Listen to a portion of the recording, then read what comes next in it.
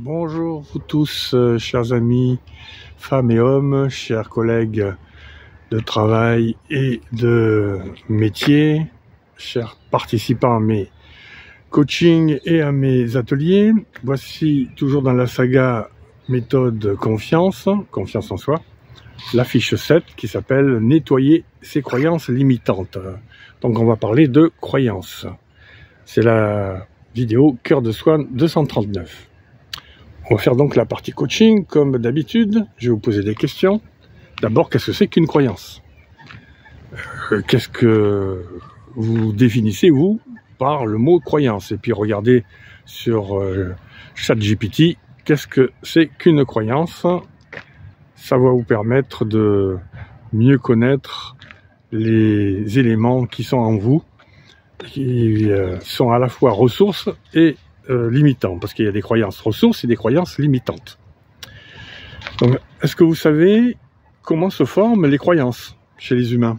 Comment se forment les croyances, et chez vous aussi, puisque vous avez des croyances depuis peut-être l'enfance, l'adolescence, durant votre expérience de vie, quand vous étiez jeune adulte, par la suite, tout le long de votre vie, vous avez emmagasiné, mémoré des croyances, engrammé des croyances, et ces croyances sont-elles utiles ou nuisibles pour votre bien-être? Donc, recherchez les croyances qui ont été utiles et celles qui ont été nuisibles. Savoir aussi si les croyances qui ont été utiles sont toujours utiles aujourd'hui pour vous. Est-ce que vous avez des croyances qui sont obsolètes ou au contraire qui sont stables, et qui permettent comme ça d'en faire des lois pour vous, des valeurs même, pourquoi pas. Alors quelle différence entre valeurs, croyances et foi en quelque chose? À vous de réfléchir à ce sujet avec ChatGPT et avec Internet. Vous trouverez sûrement pas mal de documents à ce sujet. Puis ensuite, on va travailler sur la partie croyances, conséquences et causes des croyances sur notre santé. Quelles sont les causes et les conséquences de nos croyances sur nos relations? Les causes et les conséquences des croyances sur l'environnement.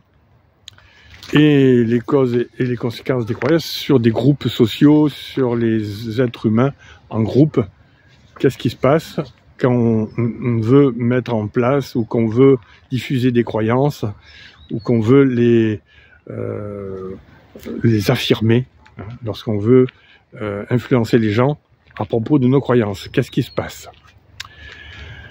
Au niveau formation, parce qu'on va travailler aussi, pour ceux qui le veulent, des outils de formation à ce sujet, il y a le coaching de croyances, comment passer d'une croyance limitante à une croyance ressource.